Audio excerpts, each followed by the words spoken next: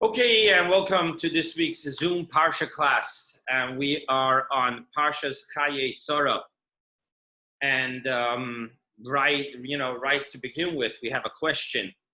How can the Torah portion be called Chaya Sarah, the life of Sarah, when in essence the opening verse begins with telling you that she lived 127 years, and the next words is, and Sarah passed away in Kiryat Arba, which is in Hebron.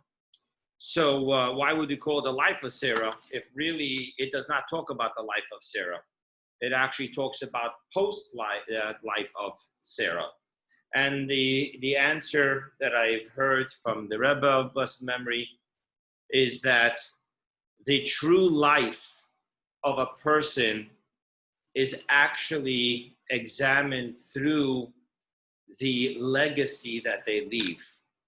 And thus the Torah portion that talks about Isaac getting married and setting up his own household is the true legacy of Sarah's life. And we're going to go through the Torah portion. And again, we'll sprinkle it with some insights. And because this Torah portion is primarily talking about Avrohom finding a wife for his son Isaac, we're going to talk about the matchmaker, make me a match. Okay, so let's start from the beginning. The verse says that the life of Sarah was 100 years, 20 years, and 7 years. This was the years of the life of Sarah. And of course, immediately we have a couple of questions here. Number one, why is it in each denomination of digits, it says years? It doesn't say 127 years. It says 100 years, 20 years, and 7 years. And then secondly, why does it say in the beginning of the verse, and this was the life of Sarah, gives you the number, and then concludes again the years of the life of Sarah? Why the double language life of Sarah? So, God willing, like always, every week I send out a recorded lecture based on a mystical teaching of the Rebbe. And this week, it'll go out tomorrow, God willing. And over there, I talk about this on a mystical level, all the way to the depths of what the process of creation is and what the purpose of life is, and then getting practical. Over here, I will just share with you Rashi's interpretation. Rashi says that each digit comes to teach you of a different stage in life. And then Rashi begins to explain that she was 100 years old. When she was 100 years old, she was like 20 years old. And what that means is that even though from the physical court down here, the Jewish court down here begins to judge people at the age of adulthood, we talk about it as bar and bat mitzvah, 13 years for a boy and 12 years for a girl. But that in truth is just a generalization, because really the definition of an adult according to the law is actually by the maturity of the body. We're talking about the pubic hair, we're talking about a beard, we're talking about for women, the chest. And I just want to point out to you that this generalization does not carry in biblical laws. For example, performing a wedding to have two witnesses is biblical, not rabbinical. And therefore you cannot use just two bar mitzvah boys. You need to know for certain that they are physically, bodily mature. If not, the wedding isn't a kosher wedding. So too, for certain Torah portions, we don't call up a bar mitzvah boy. For example, my oldest son, God bless him, his bar mitzvah portion came out on the one Torah portion, which according to all opinions, its reading is biblical. And that is the Shabbat before Purim, when we read the story which God tells us, remember what Amalek did to you. And actually, he could not, in that Torah portion, he could not get the Haftorah, which is normally what a bar mitzvah boy would do, because that Torah reading, that last Torah reading, the Haftorah, is biblical, and therefore the fact that he was 13 years old is not enough. So I just want to share with you that concerning the bar or bat mitzvah.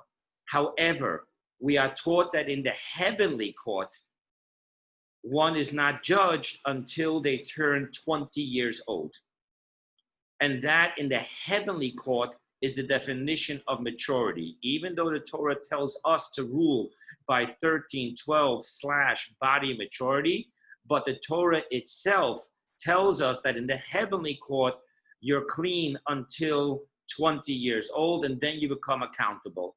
And of course, Kabbalah explains that 20 years old is the full maturity intellectually, because the 110 represents wisdom, 110 represents understanding, and thus at the age of 20, you're considered intellectually mature and thus responsible for your actions. So therefore, Rashi is telling us that the verse breaks up the digits that we should extrapolate. At 100 years old, she was as clean of sin as a 20-year-old. And so too, by 20, she was as beautiful as a 7-year-old. So that's how Rashi explains this. And then Rashi says that why does it conclude with the words Shnei Chaya Sarah, repeating itself? This is the life of Sarah. And Rashi just tells us to teach us that they were all good, throughout her whole life. And again, follow tomorrow. You'll be receiving an email, God willing, of the lecture that I'm preparing. And over there, you'll have beautiful, deep, and practical insights to this on a total different level. Now, Sarah passed away in Kiryat Arba. By the way, Orit, who's with us in this class, comes from Kiryat Arba. She lived in Kiryat Arba, which is in Hebron, till this very day, in the land of Canaan. And Avrohom comes to mourn and eulogize his wife Sarah. Now, our sages want to know, why did we go from the story of the binding of Isaac on the altar straight into the story of the passing of Sarah? What is the correlation here? And what we're actually taught is that when Sarah found out what almost happened to Isaac, she died. Her soul left her body. Now, Avram, after he comes back and then he deals with the passing of his wife, he mourns her, he eulogizes her, and then now he's going to bury her. And by burying Sarah, Avraham was not just going to go ahead and prepare a burial place just for Sarah, but rather Avraham was looking for a family plot, and thus he makes sure to take what's called Ma'aras HaMachpelah, a double cave, because there was place for 3 burial places, and each one was double. So he would be able to have him and his wife, his son and his son's wife, his grandson and his grandson's wife. And he goes ahead and he comes to the people over there of Bnei Heth in English. They were the people that lived there. And he says, please, he would like to go ahead and purchase a place to bury his dead. And they tell him, you are a prince of God amongst us, and therefore you can choose whichever grave you want, and no one will hold it back from you. And they're telling him that we're going to give it to you for free. Just take it because you're a prince of God, and God gave you this land. As far as we're concerned, it belongs to you, so you can just take whichever you want.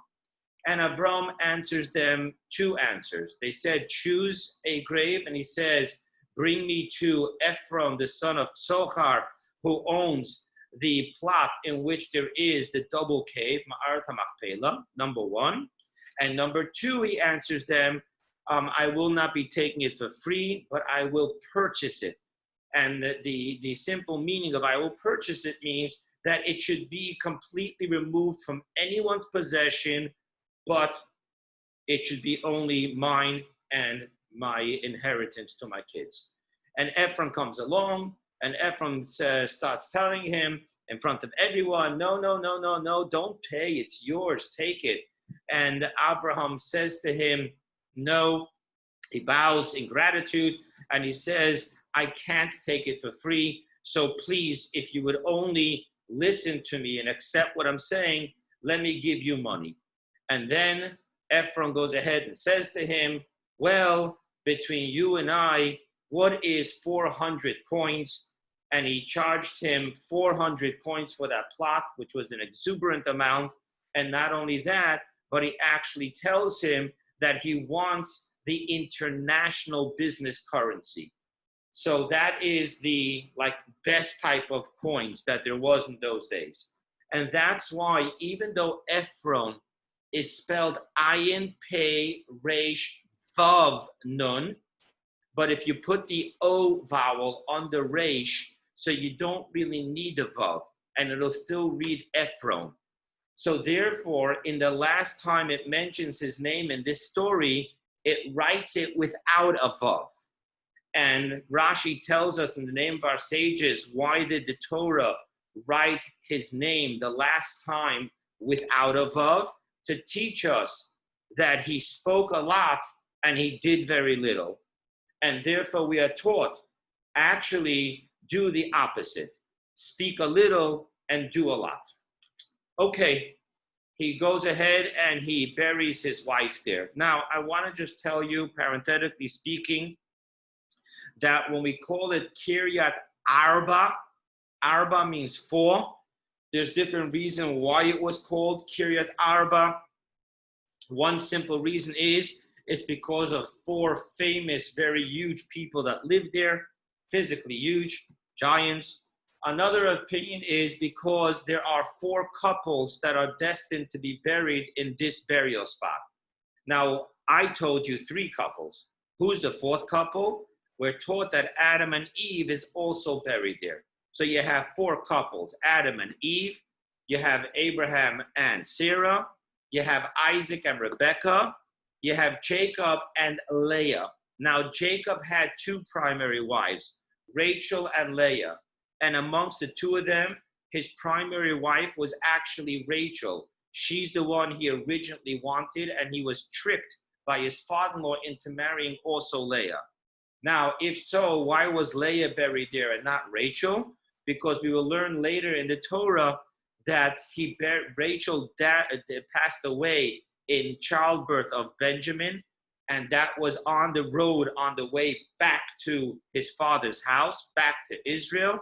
And he buried Rachel at the roadside.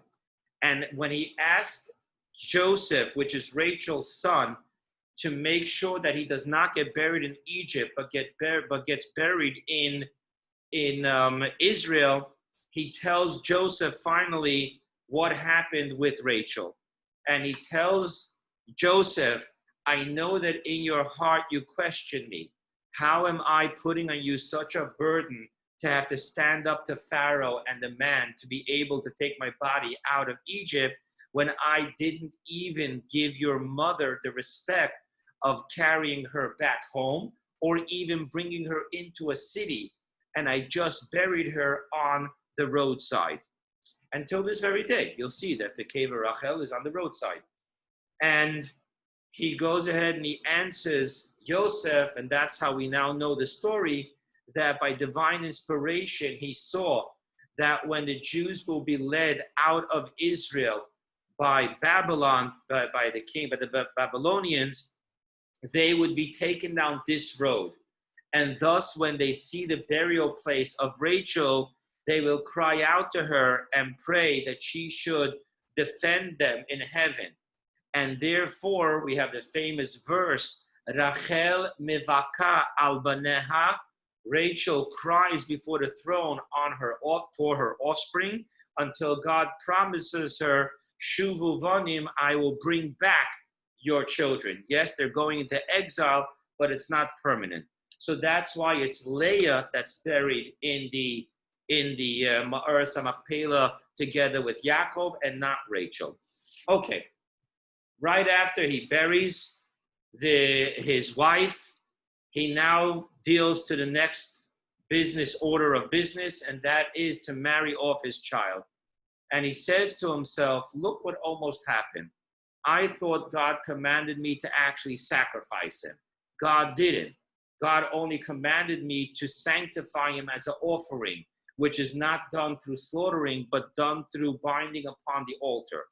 But this makes me think he's already 37 years old, and what would be if something does happen to him and there's no offspring? That would be the end of the lineage. And thus it is my responsibility to get him married so that there will be a continuity to this lineage. And then he calls over his most faithful servant / student, and his name is Eliezer. And he tells him, I want you to make an oath. And the oath I want you to take is that you will go ahead and bring and find my son a wife. And I'll get into the details of the oath for a minute. I want to first talk about something that seems to be so inappropriate. The verse says that Abraham told his servant, place your hand by my groin and swear. Why? Why would Avrohom do that? That is inappropriate, that is immodest. Why? Now, to understand this, let's get very current. So as you know, presidents of the United States and any official taking office, he takes his oath on a Bible. Where does that come from? Where does it come from that when you take an oath, you place your hand on a Bible? And the answer is it comes from, its origin is in Jewish law. Because in Jewish law, when you take an oath, you have to be holding a holy object, either a Sefer Torah or a pair of tefillin. Now, why? Why do we have to do that? Why can't we just make an oath? So there's two reasons you're going to make an oath in the Torah. One oath, I'm just saying two categories. One category is what Abraham is doing here. When he's making his servant Eliezer take an oath, he's not telling him, swear to me you're saying the truth. There is no truth to be told here. But rather he's telling him, I want you to swear to me an absolute commitment. And I'm going to focus on the word absolute here. An absolute commitment that no matter what, you will do this. Another type of oath is that you're saying the truth. And here too, the point of the oath is, I want you to swear on the absolute truth of what you are saying. Now, let's talk about this concept of why we do it on a mitzvah object, on a holy object. Because as you know, Einstein has proven to us that we live in a world of relativity. And in relativity, there is no absolute. And therefore, even the heart of the human being, his emotions, his intellectual capacities, his or her paradigms are all relative, and they change from day to day as we evolve. And thus, from a religious perspective, Einstein talks about light. For us, light is Torah, mitzvahs, and divinity. The absolute that exists in our life is only God. Everything else is relative. And therefore, when we take an oath, which means that us creatures of relativity are connecting with absolute, and that's the whole point of an oath, an absolute commitment, an absolute truth.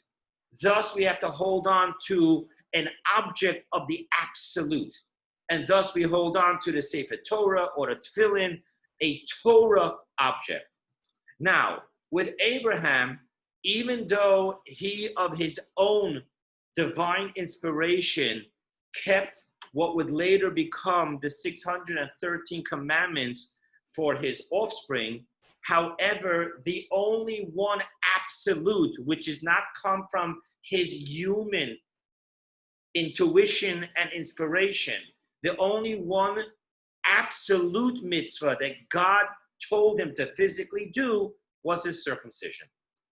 And therefore, he had no choice but to tell Elazar to hold on to the absolute that exists in his world. So, and obviously it was done in a holy and a proper fashion. But just the notion, if you think about what's going on here, it should be like, whoa, well, why? Well, now we know why. Okay? Now, what does he tell him to swear? He says like this. He swears to him of two things. Number one, bring me someone from the extended family. Number two, make sure that Isaac will not have to move out of Israel to them, but they come here. And the reason why Abraham did that is because when you follow through the life of our patriarchs and matriarchs, you will see that Abraham left Israel and Jacob left Israel. Abraham left Israel when there was the famine. He went to Egypt. And when there was a famine in the times of Isaac, Isaac was going to follow in the footsteps of his father. And all of a sudden, you read in the verse that God appeared to him and said, you can't leave Israel. And the simple answer for that is because Isaac was sanctified as an offering upon the altar. And there are laws that the holy flesh, body of a sacrifice cannot leave certain parameters. And thus Isaac wasn't able to leave Israel. And therefore Abraham tells Eliezer that you cannot agree to any shidduch that would lead to Isaac leaving Israel because he can't leave Israel. And Eliezer says, and what if I go to your extended family and they're not willing to come back? They're willing to do the match, but the marriage, but only if Isaac comes to them. Then Abraham says, then you are free from your oath. Do not agree to that match and come back. So that's what happens. And the servant Eliezer takes an oath. And then the servant goes ahead and he laddens up 10 camels full of wealth, and he heads out to the first place of Avrohom's extended family. Now, let's just go back through Avroham's family. Avroham's family was him and two brothers. One brother died, and that brother had two daughters and a son. The son was Lot. The son was Lot, who pretty much grew up by Abraham. We read a lot about him in last week's Torah portion. And the two daughters were each married their uncles. So Sarah marries Avrohom, and the daughter Milcah marries the other brother Nahor. Now, what happens is there's going to be two places where Eliezer can look for Avram's extended family. He can go to Lot and deal with Lot's two daughters, or he can go to Nahor, and Nahor's offspring gave birth to Besuel. Besuel gave birth to a son, Lavan, who will later play a big role because Rebekah, Jacob's mother, sent Jacob to Lavan to marry, because Lavan was the father of Rachel and Leah. But for right now, what we need to know is that there was Lavan, the son of Bethuel, which is Abraham's great nephew, and there is the daughter Rivka, who is Abraham's great niece, the granddaughter of Abraham's brother Nahor. So he heads in that direction. And now over here, where he gets to the well, and he doesn't know, who's it going to be. And he prays to God. Now, I'm going to talk about this story when we close up the class. What do you mean he doesn't know where to go? I mean, he knows that he has to go to family. He knows why he came to the land of Nahor. He knows who the family is. What does that mean that he's telling God, give me a sign? But anyway, we'll talk about that. But for right now, he comes there and he prays to God and he says, God, give me a sign of which girl is befitting of my master's son. Now, knowing that Avrohom was the embodiment and the representation of kindness, he asked God to accept this sign that he's going to ask a girl if he can have from her jug to drink, if she would help him and give him water to drink. And if she says, not only will I give you, but let me go quickly bring your camels, I can see that you've traveled, so then I will know that this is a girl that embodies what my master's life is, and therefore is worthy of her son. And the verse says, as he finishes talking, immediately Rivka appears. Now, I just want you to know that according to the simple story, which it's hard to understand biologically, but according to the simple story, Rivka was born at the time of Isaac's being bound on the altar. When Isaac was bound on the altar, he was 37. Isaac gets married at the age of 40. According to this, Rebecca was 3 years old at the time, which makes this whole story kind of hard to understand.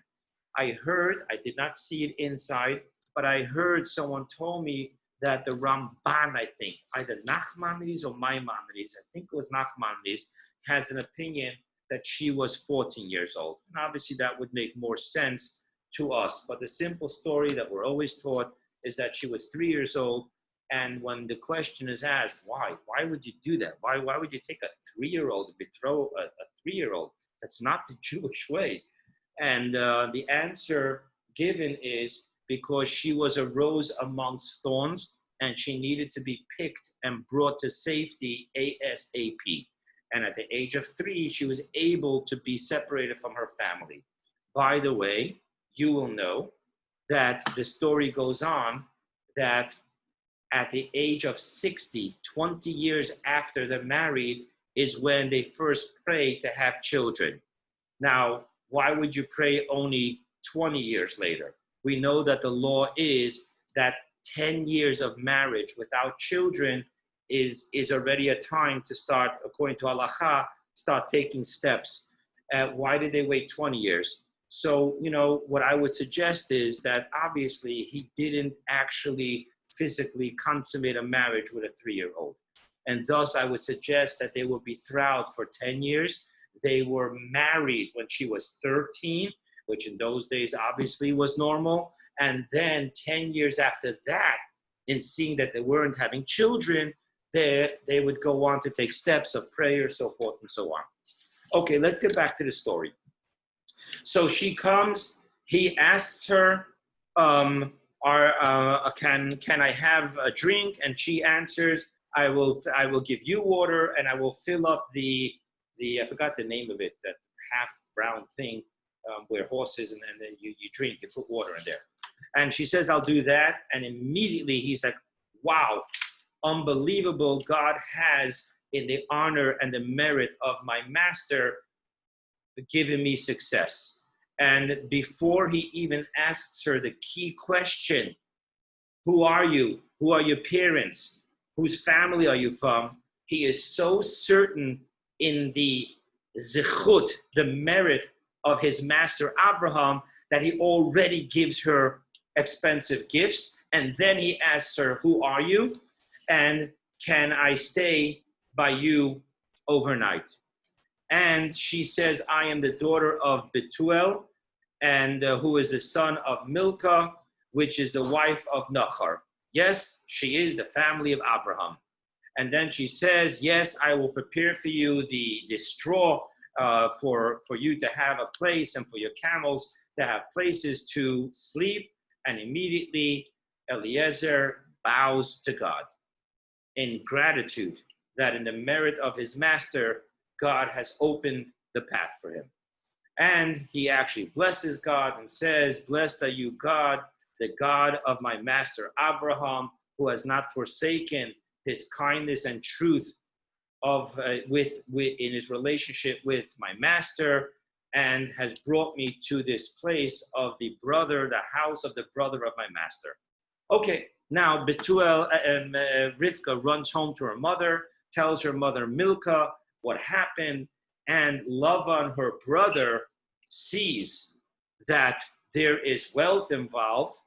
And as we will keep on seeing throughout the life story of Lavan, as a brother, as a father-in-law, he is consistently always focused on money. And therefore he runs out to this man who came and gave such amazing gifts to his sister. And he goes ahead and he brings him to the house. And Eliezer, they want to feed him. And Eliezer says, I'm on a mission and I cannot eat before I do what I was ordered to do. And he starts off the conversation with a most incredible statement. And by the way, parenthetically speaking, throughout this entire story, we don't use in the Torah his name. We refer to him as the servant. And Avram called his servant. And he told his servant to swear. Now, the Torah already told us what his name is. But here is a real interesting verse. He starts off his conversation with the father of Rivka. Vayomer, and he said, Eved Avrohom Anoichi. I am the servant of Abraham. Now, I want to stop here for a moment, but I think this is so important. You know, I don't know if you guys know or follow my Instagram, but I make a meme, 5 memes per week, focused on the Torah portion, and it gets posted by someone who runs it for me on Instagram, on my Instagram channel. Now, what I wrote for this one line to capture the concept is that when you're representing someone else, completely remove your ego out of the way. Let's talk about this.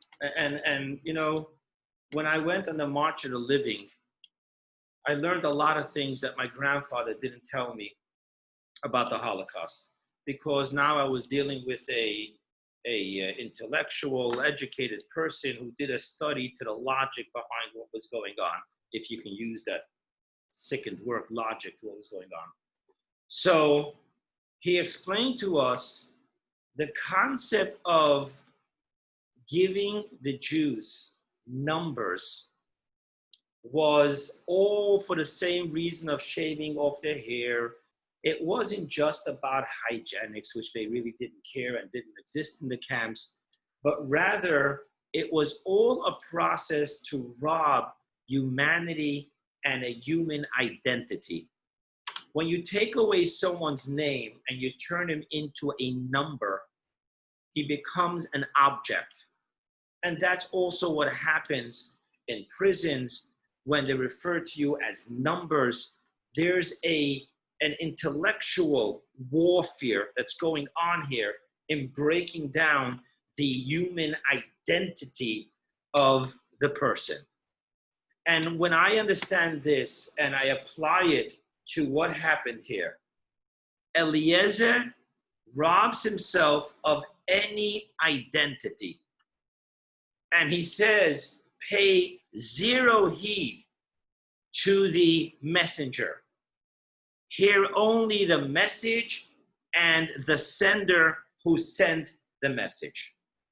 Now, in Hasidus and amongst Hasidim, there is huge farbrengens about this one verse, teaching us that when Moses died and God makes a eulogy for Moses, he doesn't talk about any of Moses' greatness. The verse says, Vayomos Moshe Eved Hashem, a 2-word eulogy, the servant of God. And the Talmud tells us an insight, Eved Melech Melech, the servant of a king is a king. Because when the servant of the king comes to someone and tells him something, then it's not him saying it. He's bringing the word of the king, and thus his word is not treated as the word of general or servant so-and-so, but rather as the word of the king. And thus we are taught that in our relationship with God, our real goal is to bring absolute transparency to the I and the ego, which in a sense is very, I'm going to use the words, un-American, in the way that the great mashpia, the great mentor of Mendel Futerfas, when he came out of Russia and he arrived in America, he said, this is the only country in the world where its grammar dictates that you capitalize the letter I when you talk about yourself, and not so with a Y when you talk about someone else, you, he, him. And this notion of the capitalization of the pronoun I, he spoke about it in the sense of this verse, in the sense of the eulogy of Moses. Now, I want to just be clear. The Rebbe he explained to us when he was once talking, actually this Shabbat is the Shabbat of the International Convention. Normally there would be 3,000 rabbis, coming to Crown Heights, but because of the pandemic, what we're actually having is we're doing it virtual. But when the Rebbe spoke about the word shliach, and if you add up the word shliach, you have 348. If you add up the word Mashiach, you have 358. And I was there when the Rebbe was talking about this. He says, what is the concept? The concept is that each and every one of us is a shliach, a messenger, an emissary of God. And we were each gifted with 10 faculties, 3 intellects, wisdom, understanding, knowledge, and 7 emotions. Now, in order to be the true shaliach of God, to be able to bring the final revelation of divinity, peace, and goodness through the coming of Mashiach, Messiah, we have to be able to do both. On one hand, we're a shliach. The definition of a shliach means, like over here, the servant of Avrohom am I. We don't let our ego get in the way. We need to become as transparent as humanly possible to the word of God, to the mission of God, to the love of God, to the kindness of God, to the compassion of God, to the justice of God. Get ourselves out of the way. But yet on the other hand, because God has gifted us with the faculties of intellect and emotions, the way we become transparent to God is not by suppressing our intellect and suppressing our emotions. Rather, it's by refining and aligning our intellects and emotions with the will and wisdom of God through the study of Torah and the service of prayer. So when he says here, I am the servant of Abraham, he wasn't saying I am a nobody, a shmata, a doorstep. No, he was saying that I have aligned my entire infrastructure and psyche to be a conduit and transparent to the mission and to the teachings and personality of my master. And in this case, it was Abraham. Now, going further with this, he tells the whole story. He repeats the whole story of what happened. And our sages say, whoa, whoa, whoa. We learn out such important laws of mitzvahs. The Talmud gives an example about how do we know that the blood of a rodent is impure, not just the flesh of a rodent. And we learn it out from 2 extra letters in the verse. There's an extra vav and there's an extra hey, and from there we learn out that the blood of a rodent, not just the flesh of a rodent, is impure. Now, over here we're talking about laws that is applicable in life and death. Because if someone becomes impure and walks into the holy temple purposely, and this we learn out of an extra letter we have to figure out and extrapolate and use the 13 principles of extrapolation that God gave us when we know what he means when he says what he says in the Torah. But here, a story, we're going to have to read it all over again. The verse couldn't just say, and Eliezer, or whatever, the servant of Avrohom, told Besuel all that has transpired. Period. End the story. No, he goes over the whole story. And I arrived. And I told to God, please be with me and allow this sign to be. And so forth and so on. And from here, our sages say, great is the sichot, the simple talk of the servants of the matriarchs, far greater than even the laws of extrapolation of the offspring. Now, simply speaking, it doesn't explain to us what this means. However, I will share with you an insight that the Rebbe said that he explains in Chassidus based on the teachings of his predecessors. He says that where does the Torah take its time and totally explain and repetitious is not by any conversation. It's by the conversation of a shidduch, the conversation of a marriage through which the continuity of the Jewish people will go on. And yes, even unnecessary repetition of a story, when we're talking about the marriage and continuity of the Jewish people, is so precious that God will spend so many extra words and verses. And then, of course, according to Chassidus, the Rebbe takes it even to a higher dimension, because in Kabbalah, whenever we talk about a marriage between a groom and a bride, a husband and a wife, we talk about God and the Jewish people, where at Mount Sinai, God adorned Mount Sinai with flowers and held it over the Jewish people as a canopy when he betrothed us to become his bride. And then later on Yom Kippur, when Moses brought down the second tablets to permanently have it for the Jewish people, it's called Yom Chatunato. So one is the betrothal, one is the chuppah process, and one is the marriage consummation process.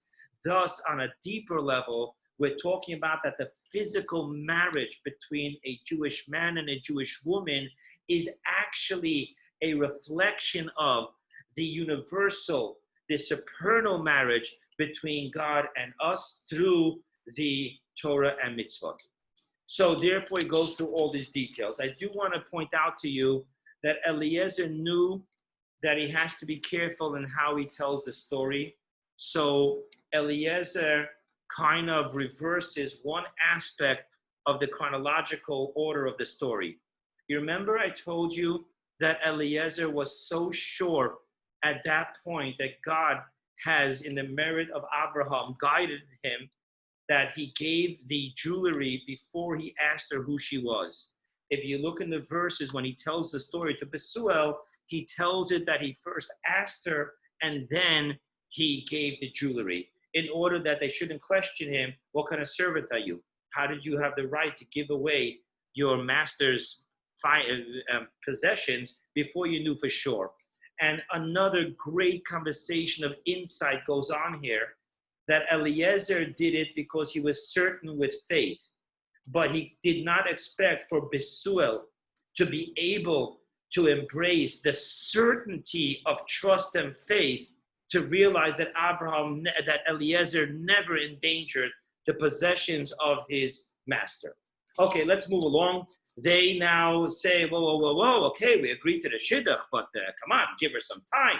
You know, don't just take her from us. And he says, listen, I cannot wait.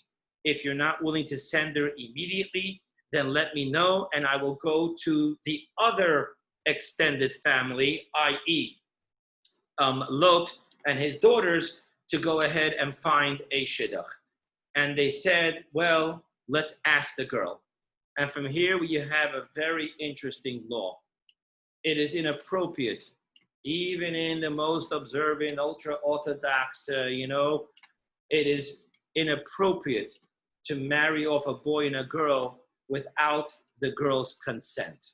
Now, yes, there are laws about a father being able to, but the Torah tells us, from here we learn out, that it is best to always have the girl's consent.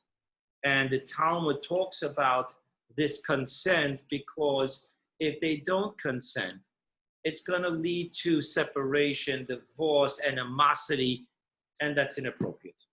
Don't force that upon someone. Okay, so Yitzchak,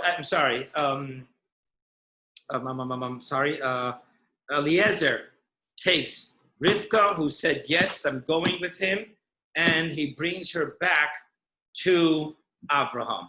And as he's getting close, it says that what does he see? She sees, that there's a man praying in the field.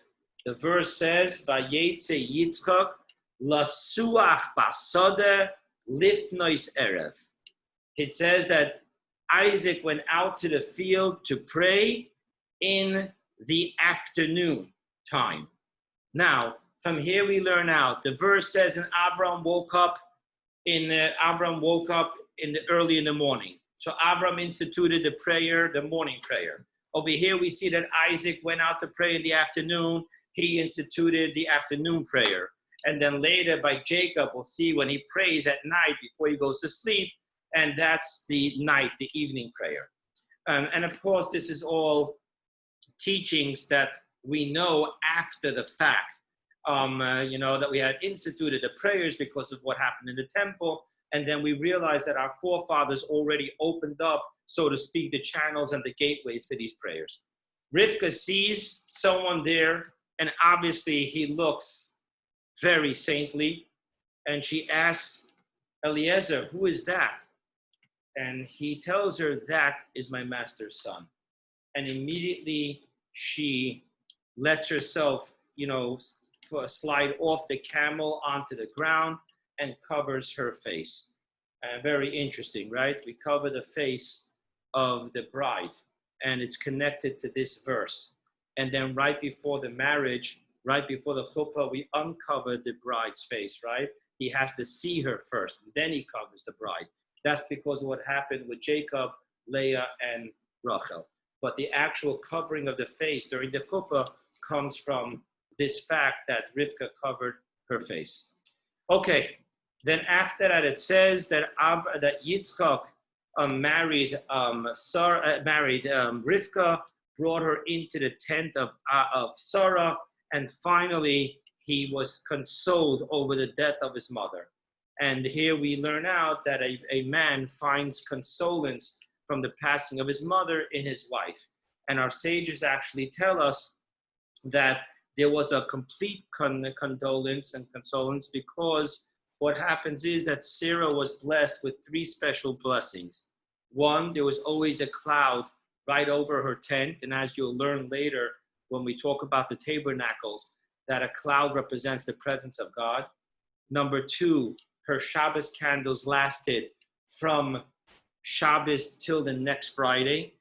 And three, there was a special blessing in her challah, in her bread that she made. And Isaac saw that all these blessings actually manifested itself by Rivka too, and he realized that this is my wife who follows in the footsteps and the path and the righteousness of my mother. On a total different note, you know that in Chabad, where the Rebbe instituted that because we live in such a state of darkness, and Shabbos candles is one of the mitzvahs where we physically see the light of the mitzvah, and therefore we should do it more and more.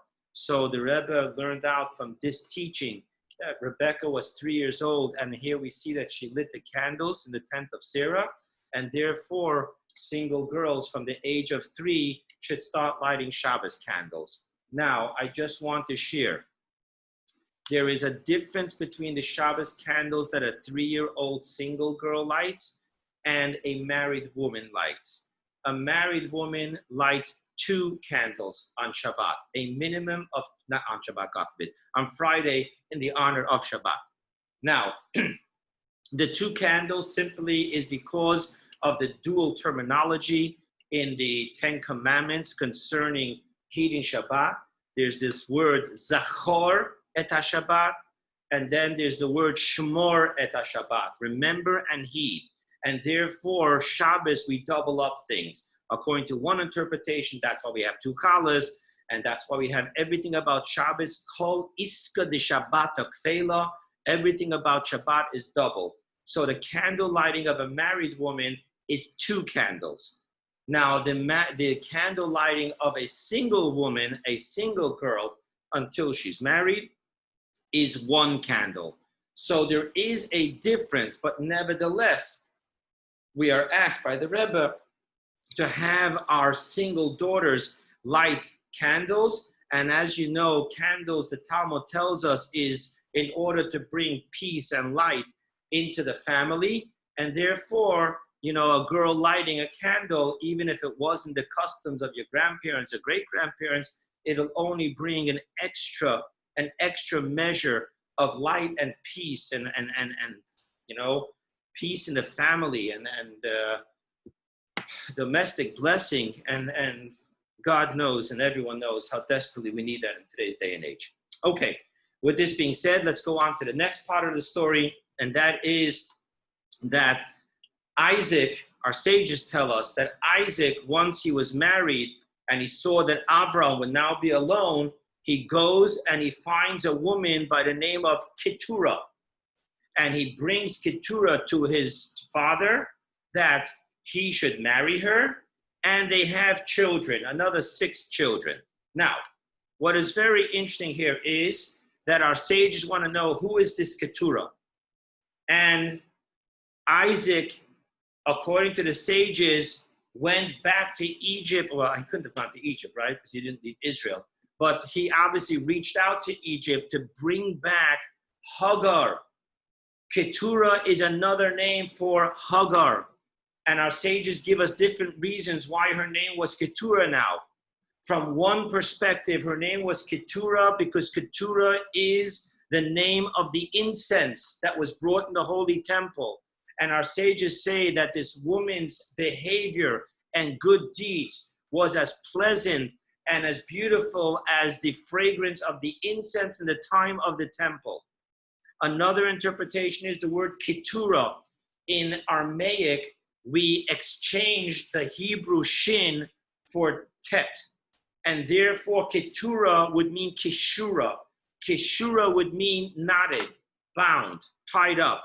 And it says, because even though she left Abraham and she went back to her father's home, who was Pharaoh in Egypt, she was the princess of Egypt, she said, you know, she could have married anyone. And she said, once I merited to be with such a holy man, how can I allow myself to be with any other man?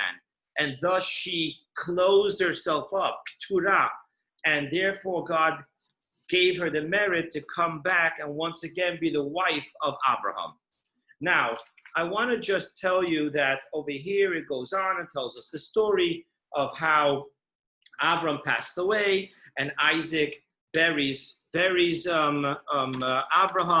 The verse tells us that when they came to the burial, it says Isaac and Yishmael. Now, Yishmael was 13 years older than Isaac, but the mere fact that he allowed Isaac, knowing that God said that Isaac is to be the continuation, the lineage of Abraham. So the fact that in verse 9 it says Isaac before Yishmael, from here we learn out that Yishmael actually repented and returned from his evil ways and went back to accepting the ways of goodness and righteousness, respect and honor of Abraham.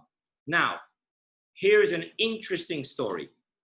The verse just says that because God told Abraham that that his inheritance is Isaac, so therefore in verse 5 it says that before he died, Abraham took everything he had and gave it to Isaac.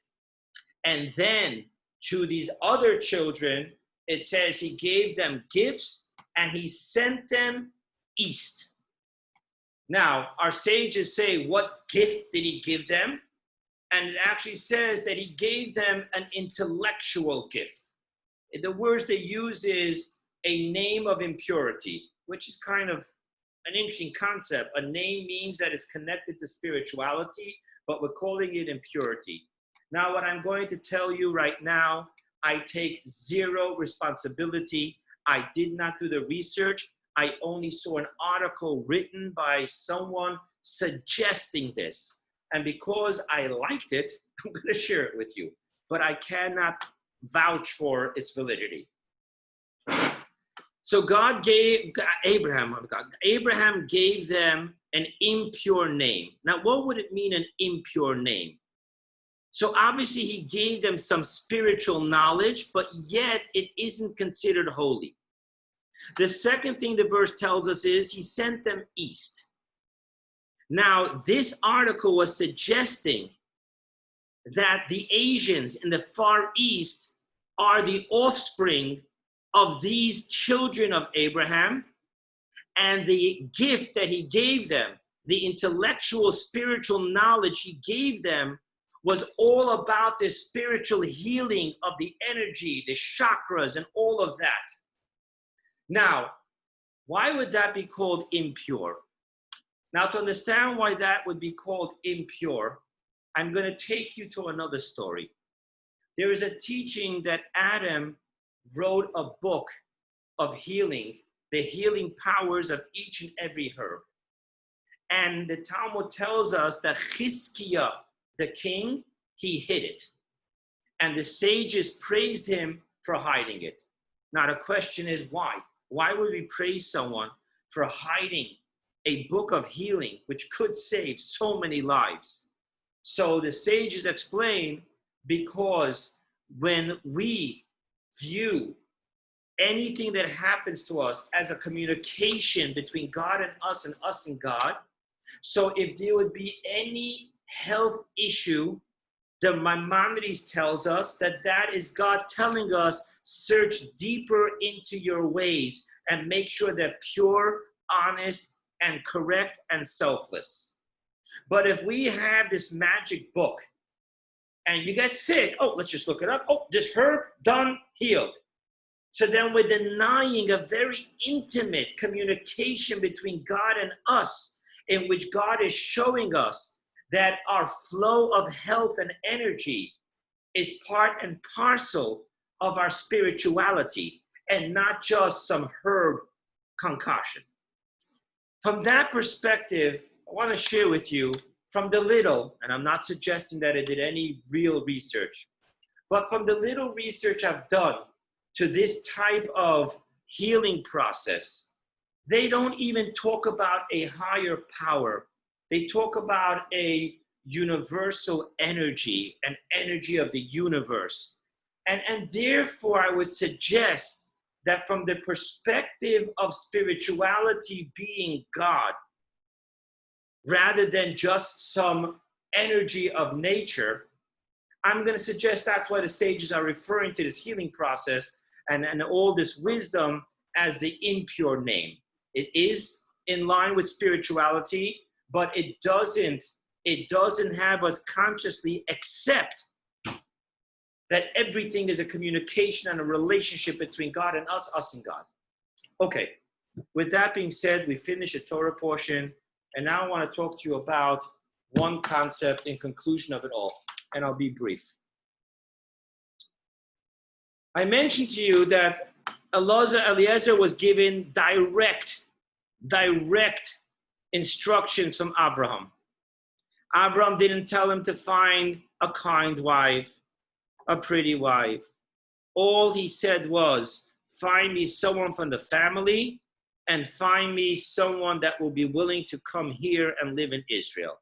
Now, needless to say, that Abraham was expecting Eliezer to do research into who this person is and to make sure that, Isaac ends up with a kind and beautiful woman, beautiful also spiritually and also physically. Let's not think that physical beauty is not important. But the question of what physical beauty is a little different than what the magazines in Hollywood would like us to believe. But that's the story. Abraham obviously trusted Eliezer. But why would Eliezer first start with a sign? And the sign would be about kindness. He should first find out how many eligible extended family members there are. And then amongst them, to ask God for a sign. Not to show up in the center of the city, not even knowing who's who and who's related to who, and say, this is the girl I will choose. He took upon himself an oath. Why would he do it that way? So what I'm going to suggest to you here is, and you know, it's no secret that every time I talk about matchmaking and marriage, I do want to have a disclaimer that, you know, as my life and journey took it, my marriage didn't succeed. I'm divorced. So I'm just going to share with you, putting myself completely aside, what the teachings say. And please take it for where it comes from and not from he who is saying it. You know, when I worked in yeshiva, and even after that, and even up to recently, you know, people will call me up. You know, it's that time, yeshiva boys will call me up and tell me, you know, that I'm engaging now with the matchmaking process. I don't know what to look for. I don't know, you know, what is important. You know, they just ask me just because of experience. And, you know, I'm older than them and I have more white hairs than them. They're asking me for, you know, some type of guidance. And I'll always tell them the same thing. You're telling me you don't know who you're looking for, but do you know who you are? How do you know who to look for if you don't know who you are? There isn't one mold of goodness. There isn't one mold of the right woman. It depends who you are. You need to know who you are and what your journey in life is, and then you'll know what you're looking for. If you don't know who you are, then why are you asking me for guidance in who you should be looking for? And from here, I'm going to quote from the story of Alice in Wonderland. When Alice asks the rabbit, I believe it's the rabbit, for directions, which way to go, the rabbit asks her, well, where are you heading? And she said, I don't know. And the rabbit answers, then either path you're taking is okay. If you don't know where you're going, then any road is okay. And I think that's the importance of this lesson. The importance of this lesson is that Eliezer knew the groom. He knew who he was representing. And thus he knew what he should be looking for. And therefore, parenthetically speaking, I was sitting in my sukkah many years ago, and sitting by the table amongst the guests was a plastic surgeon. And I asked this plastic surgeon, just in conversation, have you plastic surgeons decided what the perfect female face is? And he says, actually, yes. And I laughed. He says, no, really?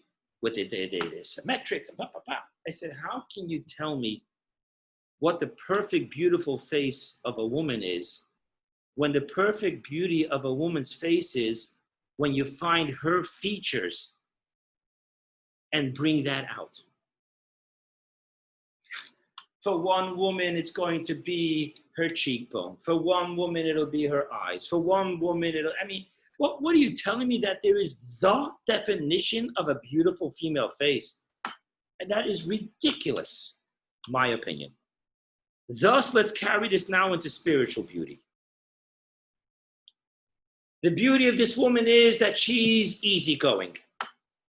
The beauty of this woman is that she's very focused. The beauty of this woman is that she has an impeccable integrity.